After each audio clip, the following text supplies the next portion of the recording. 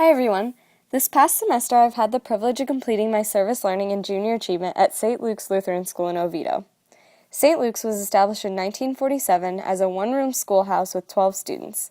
It now has over 500 students in kindergarten through 8th with 50 classrooms. I worked in Miss Leyenbauer's 5th grade classroom where I was able to teach and learn from 20 wonderful students.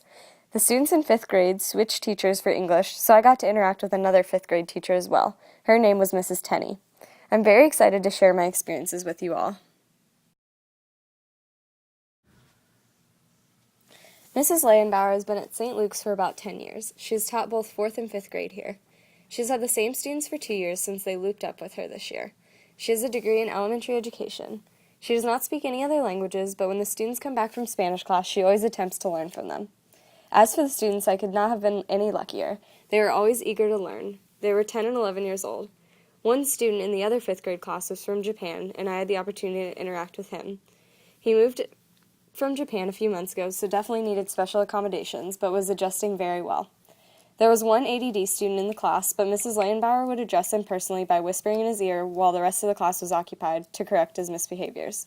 I was glad to have experienced such diversity so I could see how the teacher handled it effectively.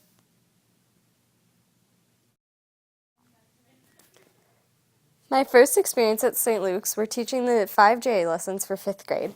After I completed these lessons, I assisted the teacher in helping her with classroom management and being a helping hand in answering questions.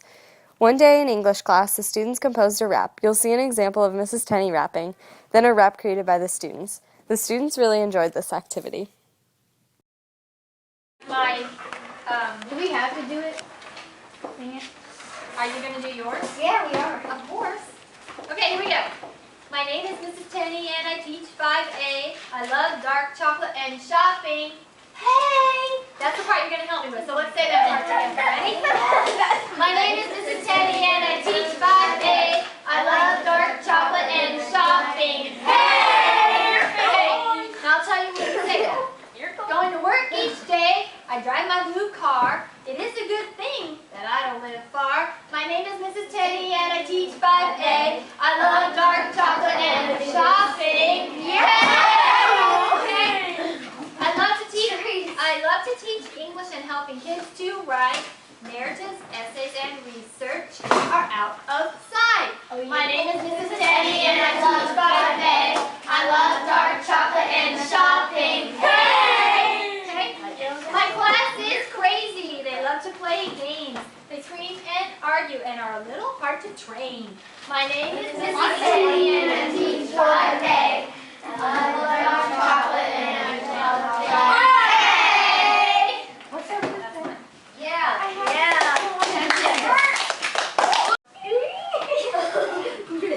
What is the ER in a car? The doctor said I need an X-ray, and then I started to pray.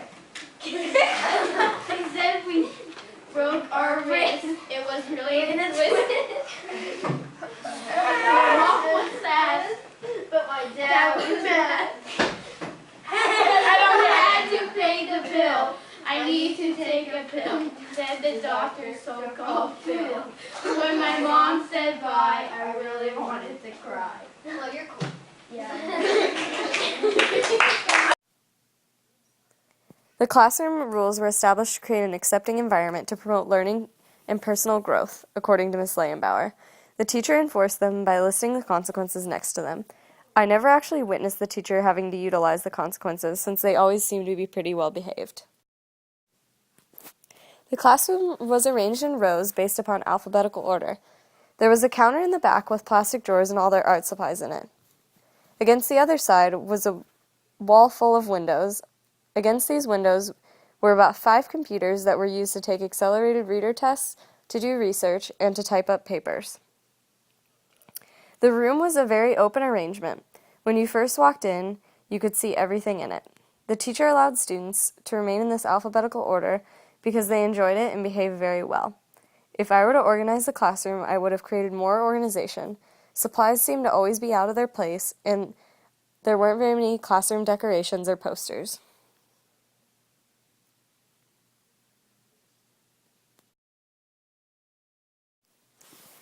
Mrs. Leyenbauer was into using a number system. Each student had an assigned number. There were 3 duties.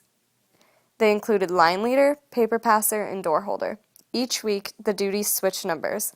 I think this was a good procedure because it gave students the opportunity to have a role in the classroom.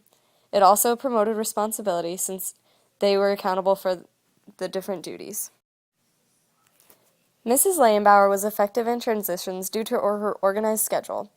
Students knew exactly which time each subject area was supposed to end. So, for example, at the end of science class, Miss Leyenbauer would say, "So today in science, we learned this, and we will be learning this in religion." She monitored students by circulating when the students were working individually. She would answer their questions and direct them in the right direction.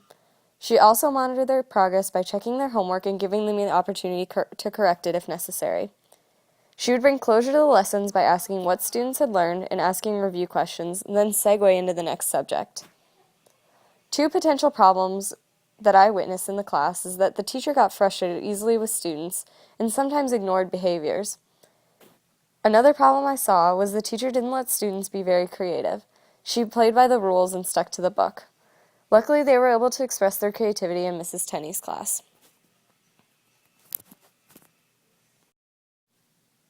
I am very thankful that I had the opportunity to volunteer in Mrs. Leyenbauer's 5th grade class. I learned a lot by teaching junior achievement and classroom observation.